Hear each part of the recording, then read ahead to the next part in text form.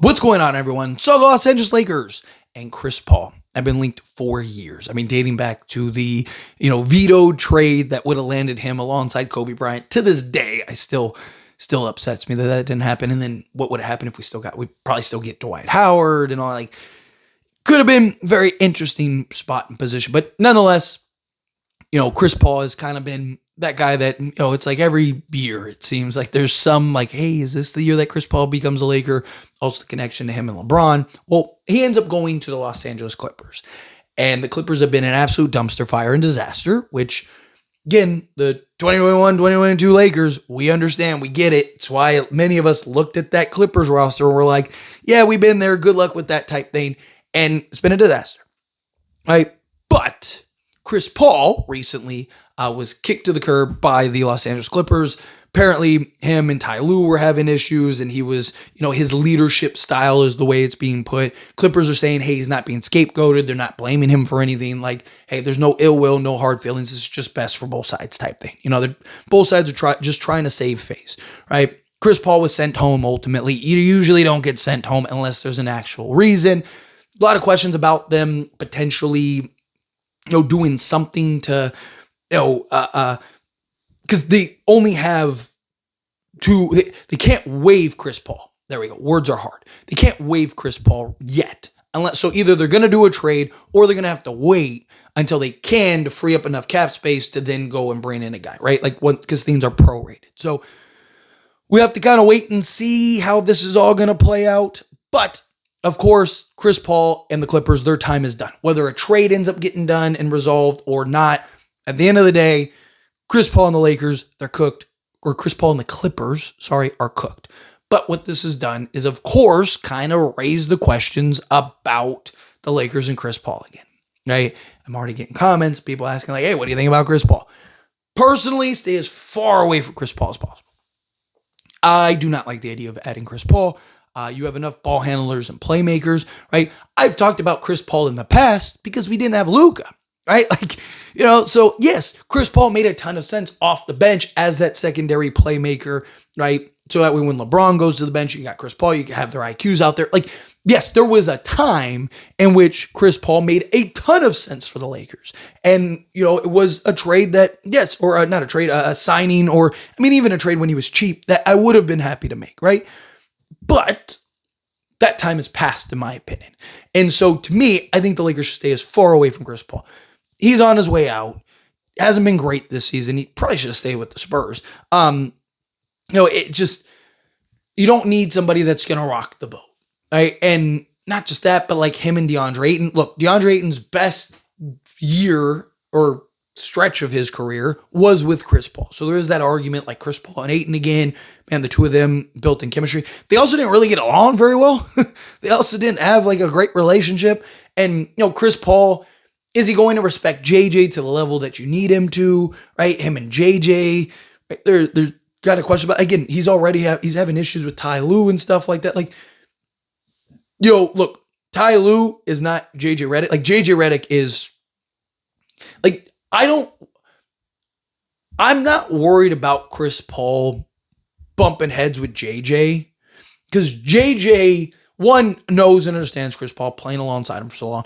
Two, JJ also is incredibly passionate and kind of overly aggressive at times, right? He's that guy I talk about all the time. He gives a what, right? He's somebody that just holds people accountable, gets frustrated, gets all of those things, right? Chris Paul, Ty Lue can kind of be a little lax, things like that.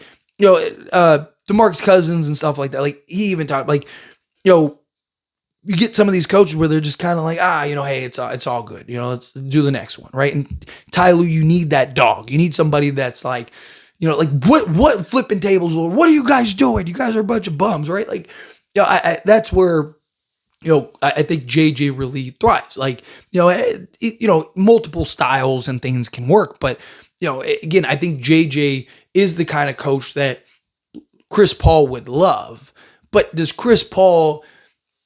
it's one thing to know and be hey, yeah, that's what we need. It's another thing to actually truly listen and respect. And, again, it just, there's been a trend recently the last few years. And part of it is probably his age, and he still thinks that he's this guy, but he's really this guy, and but he's frustrated. He wants to win. He knows he's on his way out. He wants to win a championship. Like, if you want, like, go back to OKC. Like, honestly, go back to OKC, get some spot minutes wherever you can play, and put yourself in the best position to win a championship, right? Like, or he needs to go to a team that, like, is a true contender. He needs to stop, like, I know he wants to be in LA and do all this other, like, either retire or go to an organization that gives you the best chance to win a championship. Like, the Clippers were not going to give you the best chance to win a championship, right? Spurs were not going to give you the best chance that season to win a championship. Although I thought the signing was great for both sides.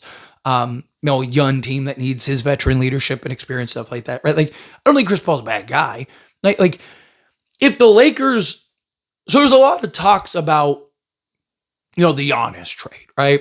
If the Lakers were to trade Austin Reeves and whatever else to go get Giannis, and it's like, hey, we really need another playmaker, right? Like, all we got is, Giannis and LeBron LeBron and Luka. So we really need another playmaker. Then sure, right? Like, maybe then it would make more sense. Him in the backup role, whatever, as the playmaker, him and Giannis, and then, him and LeBron could play off each other, and then, like, he could play on ball, off ball, that stuff. Like, sure, maybe there'd be an argument for that. But right now, currently, as it stands with this team, I just don't think I just don't think Chris Paul makes any sense. You have Luka, LeBron, and Austin Reeves, so you don't need Chris Paul's playmaking. On top of that, you have several guys that can initiate for you, and Marcus Smart and Gabe Vincent and guys like that. Again, if some trades end up happening, do a bunch of stuff, then sure.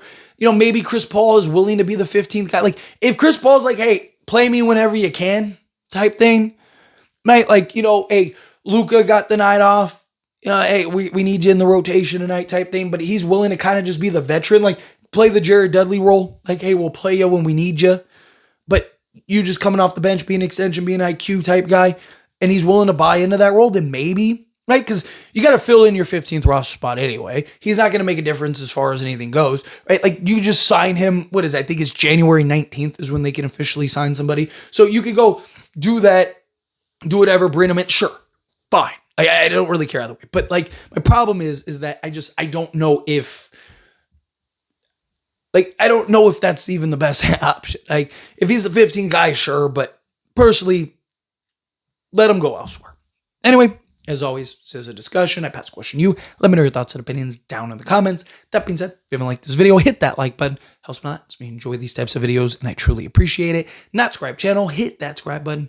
Turn the bell notifications. Appreciate y'all. See you in the next one. Thank you.